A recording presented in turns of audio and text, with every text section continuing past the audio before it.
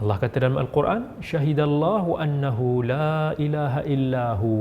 Sesungguhnya Allah mempersaksikan bahawa tiada Tuhan selain daripadanya. Inna dina indallahil Islam. Sesungguhnya agama yang diterima di sisi Allah adalah Islam.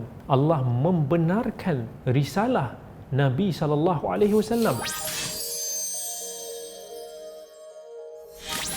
Assalamualaikum warahmatullahi wabarakatuh. Kali ini kita akan berkongsi tentang maksud daripada nama Allah Al-Mu'min.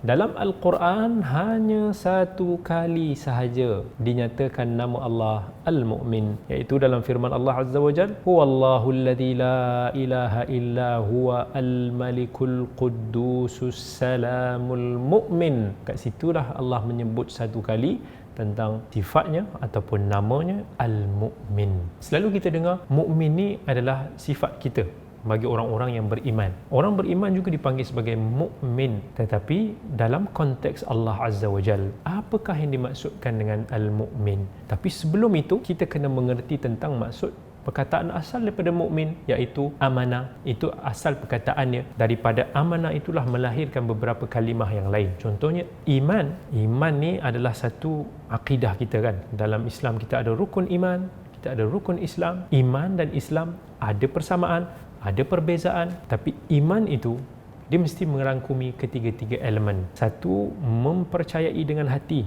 At-tasdiqu bil qalb awil janan, iaitu bila mana kita membenarkan dengan hati kita. Awil amalu bil jawarih, ataupun dengan beramal dengan tindakan kita. Kita membenarkan dengan tindakan kita. Awit tasdiqu bil lisan, ataupun kita membenarkan dengan lisan kita. So iman itu mesti merangkumi hati, mesti merangkumi amalan, dan mesti kena merangkumi lisan. Kalau kita beriman dalam hati tetapi perbuatan kita itu tidak menunjukkan perkara itu, keimanan itu, maka cacatlah iman kita. Kalau lisan kita itu juga tidak menggambarkan seperti apa yang kita katakan sebagai hati kita beriman, maka iman kita juga itu akan lompong ataupun tempang. Itu salah satu daripada maksud iman. Jadi maksud yang pertama daripada Al-Mu'min, iaitu mukmin tu membenarkan. Macam mana Allah membenarkan? Allah membenarkan dirinya sendiri. Allah kata dalam Al-Quran, syahidallahu annahu la ilaha illahu. Sesungguhnya Allah mempersaksikan bahawa tiada Tuhan selain daripadanya. Allah membenarkan dirinya sendiri,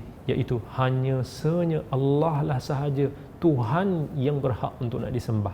Hanya senya agama Islam lah agama yang diterima oleh Allah. Inna dina indallahil Islam. Sesungguhnya agama yang diterima di sisi Allah adalah Islam. Allah membenarkan risalah Nabi SAW. Sebab tu dalam hadis Ibnu Mas'ud, riwayat Muslim, hadis keempat dalam Arba'in Nawawiyah, hadis 40 Imam Nawawi, bila Ibnu Mas'ud kata, haddatsana Rasulullah SAW wa huwa as-sadiqul masduq. Rasulullah telah menceritakan kepada kami, dia adalah as-sadiq al-masduq, yang jujur, yang benar dan dibenarkan.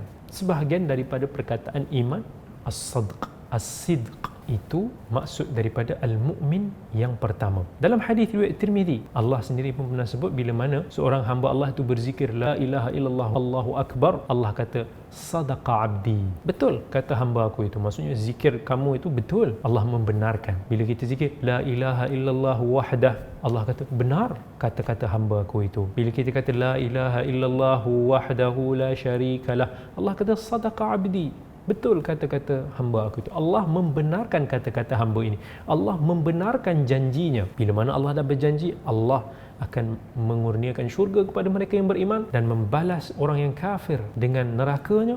Allah pasti akan membenarkan janjinya. Al-Mu'min yang kedua, maksudnya adalah yang memberikan keamanan. Memberikan keamanan ni boleh merangkumi di dunia dan juga boleh merangkumi di akhirat. Di dunia ni Allah berikan keamanan. Contohnya pada tempat, dalam kehidupan kita. Pada tempat ni Allah pernah cakap, Mekah ni dululah. Mekah ni adalah tanah haram. Bila tanah haram ni Allah jadikan dia sebagai tempat yang aman. Daripada zaman sebelum Islam, sebelum masa zaman jahiliah lagi, Mekah ni memang aman. Allah kata dalam Quran, awalam yarau anna ja'alna haraman aminan wa yatakhattafun nasa min haulihim. Kamu tidak melihatkah bahawa Allah telah menjadikan haram, maksudnya Masjidil Haram, Mekah itu sebagai tempat yang amin, tempat yang aman. Di sekeliling Mekah itu dah macam-macam kejahatan, culik lah orang buat. Dulu sebelum Islam lagi tak boleh tau kita nak buat jenayah, nak berperang dalam Mekah. Even kalau kata kita mendapati pembunuh ayah kita dalam Mekah dekat Masjidil Haram, kita tak boleh tangkap dia, apa-apakan dia. Kalau nak settle, luar daripada Mekah, luar daripada tanah haram. Itu nak kata hormatnya dulu. Even sebelum Islam lagi, orang jahiliah, orang Quraisy hormat dengan tanah haram. Keamanan yang wujud di dalam tanah haram Mekah. Di akhirat, itulah keamanan yang abadi. Itulah keamanan yang sebenar. Kalau di dunia ini, mungkin ada kala hidup kita tak berasa tenteram. Kita hidup dalam peperangan, kita hidup dalam kelaparan. Itu semua tidak aman bagi kita. Allah uji itu semua. Allah kata dalam suratul Baqarah, وَلَنَبْلُوَنَّكُمْ بِشَيْءٍ مِّنَ الْخَوْفِ وَالْجُوعِ وَنَقْصٍ مِّنَ الْأَمْوَالِ وَالْأَنفُسِ وَالثَّمَرَاتِ وَبَشِّرِ الصَّابِرِينَ. Kami akan menguji kamu. Minal khawf, Allah sebut yang pertama sekali dengan perasaan takut. Takut itu tidak aman. Tak aman, rasa lapar, rasa insecure. Itu semua perasaan yang nikmat Allah yang paling besar Allah nak bagi pada kita ni sebenarnya adalah nikmat keamanan dalam hidup. Bila kita ada nikmat ketenangan, subhanallah, itu nikmat yang paling agung sekali di sisi Allah. Tetapi yang paling agung, yang paling kekal adalah di akhirat nanti. Tapi itu khas kepada orang-orang yang beriman. Yang Allah kata dalam Al-Quran, alladzina amanu wa lam yalbisu imanahum bidzulmin ulaika lahumul amn. Aman, iaitu orang-orang yang tidak mensyirikkan Allah. Allah kata mereka itulah yang akan mendapat keamanan. Keamanan di mana? Di akhirat. Mungkin di bumi ini, di dunia ini kita mungkin tak aman. Orang akan seksa kita, orang akan kacau kita, orang akan hina kita, macam-macam. Mungkin kita tak aman kat dunia ni, tapi dekat akhirat itulah tempat keamanan yang kekal abadi yang Allah sebut, waladdarul akhiratu khairun wa abqa. Sesungguhnya negeri di akhirat itu adalah yang lebih baik dan lebih kekal.